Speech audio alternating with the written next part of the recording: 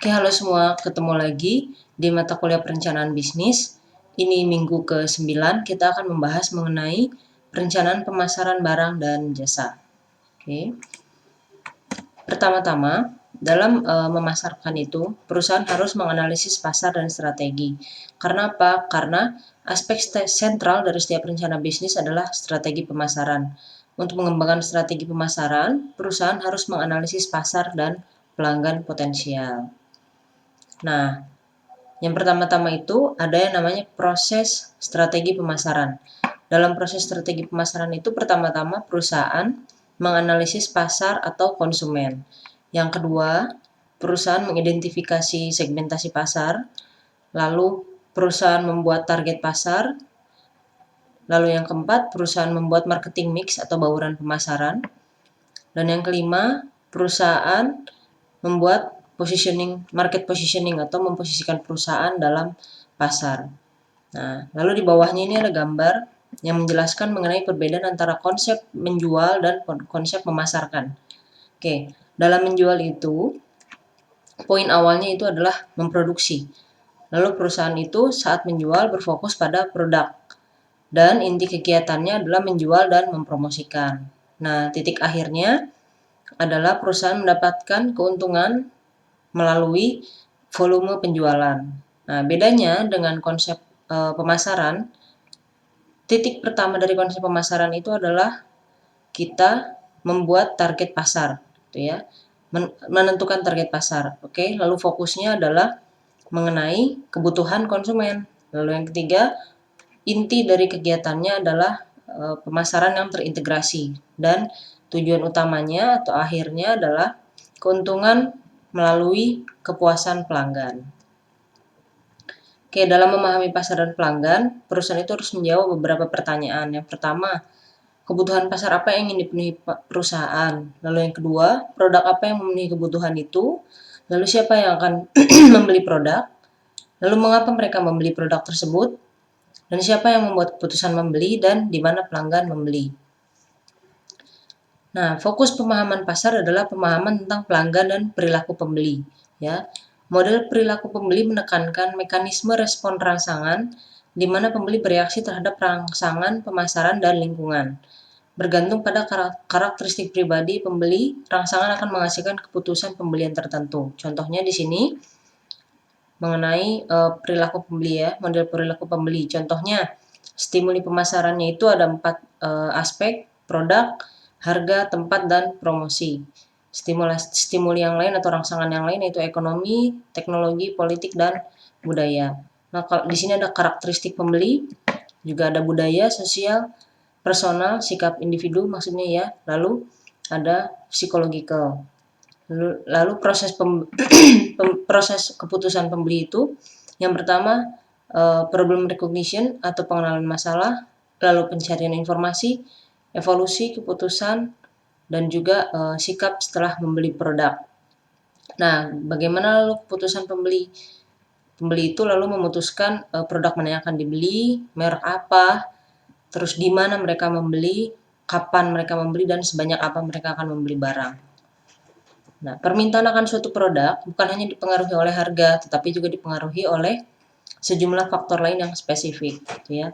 Permintaan akan suatu produk itu dapat dirangsang dengan mengatasi semua faktor yang akhirnya menghasilkan keputusan pembelian. Jadi, aspek-aspek yang tadi ini ya, itu harus dipertimbangkan oleh perusahaan supaya dapat menarik pelanggan. Oke.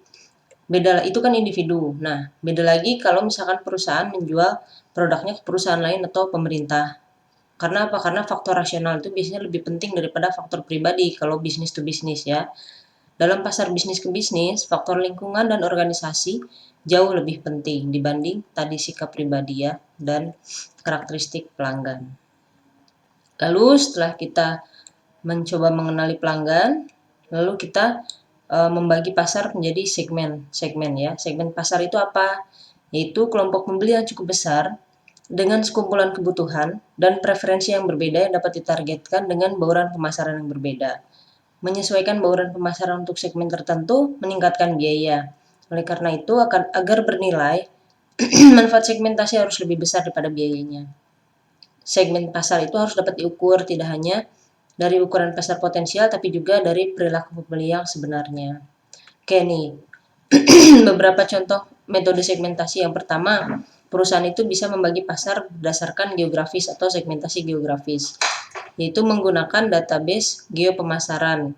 Ya, contohnya pendapatan, etnis, dan ukuran rumah tangga. Lalu yang kedua ada segmentasi demografis, mencakup segmentasi berdasarkan analisis tahap kehidupan, yaitu usia, jenis kelamin, pendapatan, dan kelas sosial. Yang ketiga ada segmentasi psikografis, didasarkan pada gaya hidup, nilai, dan sikap pribadi. Nah, biasanya segmentasi psikografis ini yang paling oke untuk digunakan dalam pemasaran. Nah, yang keempat ada segmentasi perilaku, didasarkan pada pengetahuan pelanggan tentang produk, di mana mereka biasa membeli atau titik pembelian, pola pembelian mereka seperti apa, dan frekuensi pembelian, lalu juga intensitas penggunaan. Oke. Nah, itu kalau misalkan perusahaan menggunakan membagi pasar dalam satu variabel ya, tapi bisa juga perusahaan itu membagi menjadi berdasarkan dua segmen atau menggunakan lebih dari satu variabel. Contohnya, yang pertama didasarkan pada atribut yang dapat diidentifikasi antara pembeli yang ada dan pembeli potensial. Analisis tahap siklus hidup adalah bentuk umum dari segmentasi multivariat. Oke, yang kedua, ada yang menggunakan data riset pasar dalam hubungannya dengan analisis cluster untuk menunjukkan pengelompokan pembeli yang sesuai berdasarkan sikap, perilaku, dan demografi umum. Oke, nah itu tadi pribadi. Kalau misalnya antar bisnis, skema segmentasi itu didasarkan pada ukuran organisasi pembeli atau sektor industri.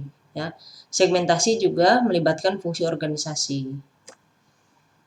Nah, setelah tadi perusahaan membagi pasar dalam beberapa segmen, lalu perusahaan akan menentukan segmen mana nih yang akan ditarget gitu ya, yang akan menjadi target perusahaan. Nah, dalam mempertimbangkan segmen mana yang akan menjadi target, daya tarik segmen dan sumber daya yang tersedia untuk menargetkan juga harus dianalisis. Jadi, perusahaan juga harus mempertimbangkan kemampuan mereka mentarget segmen tersebut. Jika suatu segmen dapat dilayani secara menguntungkan, nah berarti itu mewakili target yang potensial.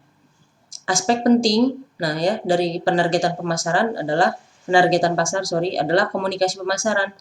Jadi kalau misalnya targetnya untuk anak muda, pemasarannya atau iklannya itu ya harus cocok dengan gaya hidup anak muda, seperti itu contohnya ya. Nah, setelah menargetkan pasar mana yang akan dipenuhi oleh perusahaan, nah perusahaan membuat yang namanya marketing mix atau bauran pemasaran. Bauran pemasaran ini ada terdiri dari 4 elemen, yaitu produk, harga, promosi, dan tempat. Produk itu terdiri dari misalnya desain ya, atau lalu fitur-fitur produk, kualitasnya, kuantiti atau jumlah produk, variasinya, packaging atau kemasan, merek, dan juga jasanya. Lalu harganya, perusahaan menentukan harganya berapa diskonnya gitu ya, atau misalkan kalau misalkan ada kredit, jangka waktu kreditnya berapa, gitu, berapa lama. Lalu untuk mempromosikan, perusahaan harus menentukan di mana mereka mempromosikan atau mempromosikan, apakah mereka menggunakan sales gitu ya, apakah mereka menggunakan kupon, dan lain-lain. Nah, mengenai tempat juga mereka harus menentukan di mana mereka akan menjual produknya, melalui siapa gitu ya. Lalu berapa lama mereka akan membuka toko atau bisnis mereka gitu ya. Lalu kalau misalkan online delivery-nya seperti apa dan seperti itu. Nah, itu semua disebut marketing mix. Oke. Nah, semua elemen itu bersama-sama bentuk penawaran. Penawaran itu apa? Penawaran itu adalah suatu proposisi nilai yang memenuhi kebutuhan pelanggan. Atribut penawaran itu tadi ditentukan oleh bauran pemasaran. Unsur bauran pemasaran yang tadi harus disesuaikan agar proposisi nilai yang dihasilkan konsisten. Nah, setelah tadi membuat bauran pemasaran, perusahaan itu harus memposisikan di mana mereka berada dalam suatu pasar gitu ya. Maka bisnis itu akan berusaha membedakan penawaran mereka dari pesaing atau produk mereka dari pesaing.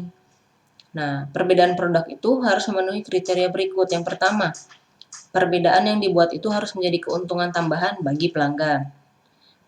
Lalu yang kedua, harus ada tingkat permintaan yang cukup besar saat perusahaan akan membuat perbedaan produk. Yang ketiga, perbedaan produk harus terlihat. Lalu, perusahaan juga harus mudah untuk mengkomunikasikan perbedaannya. Nah, lalu perbedaan juga harus dapat meningkatkan penawaran. Ini jelas ya. Lalu yang terakhir, biaya tambahan untuk membuat perbedaan produk harus lebih rendah daripada pendapatan tambahan. Ini kalau misalnya tadi setelah menentukan target mana kan perusahaan itu harus merancang produk mereka. Nah, ini kriterianya harus seperti ini. Oke. Nah, untuk menunjukkan perbedaan posisi antar perusahaan, matriks posisi atau diagram posisi biasanya digunakan. Nah, contohnya ini. Ada 3 merek ya, 3 merek barang A, B, dan C. Yang A ini contohnya saya ambil salah satu yang A, yang pakai garis hitam ini, gitu ya. Lalu yang B itu yang paling mudah, garisnya yang ini. Oke. Dan yang C yang ini. Nah, pentingnya ini, importance ini adalah seberapa penting aspek-aspek ini seperti inovasi, harga, dapat diandalkan, digunakan untuk orang muda gitu ya. Seberapa penting aspek-aspek ini untuk target pasar tadi ya. Kayak contohnya brand A, dia itu paling inovatif, lalu dia bisa paling cocok digunakan untuk anak muda, tapi dia sulit untuk digunakan dan tidak baik untuk keluarga, bukan tidak baik ya. Istilahnya bukan produk yang ditujukan untuk keluarga. Gitu. Nah, ini semua dari aspek-aspek ini, apakah aspek-aspek ini bisa compile atau bisa memenuhi kebutuhan pelanggan seperti itu. Oke, nah rencana pemasaran itu harus menyatakan dengan jelas apa yang membuat produk Anda berbeda dari yang lain dan bagaimana hal tersebut memenuhi kebutuhan pelanggan. Oke.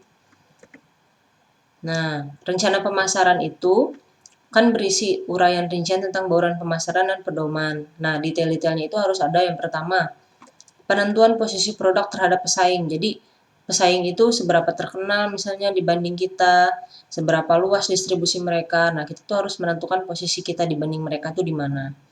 Lalu yang kedua, segmen pasar sasaran harus diidentifikasi dan diukur. Jadi tadi ya, dibagi-bagi segmennya. Lalu yang ketiga, spesifikasi produk harus disertakan dan fitur-fiturnya apa saja. Lalu kalau misalkan perusahaan menggunakan jasa grosir dan pengecer, detail mereka juga harus ada, terutama nama. Margin dan insentif eceran dan grosir juga harus dirinci. Lalu anggaran, periklanan, dan promosi harus didetail juga dalam perencanaan bisnis. Dan yang terakhir, layanan pelanggan, jaminan dan pemenuhan pesanan juga harus didetailkan. Lalu juga apa tadi ini? Layanan purna jual. Tuh, oke. Itu pertemuan ke-9 tentang perencanaan pemasaran. Sampai bertemu lagi di pertemuan ke-10.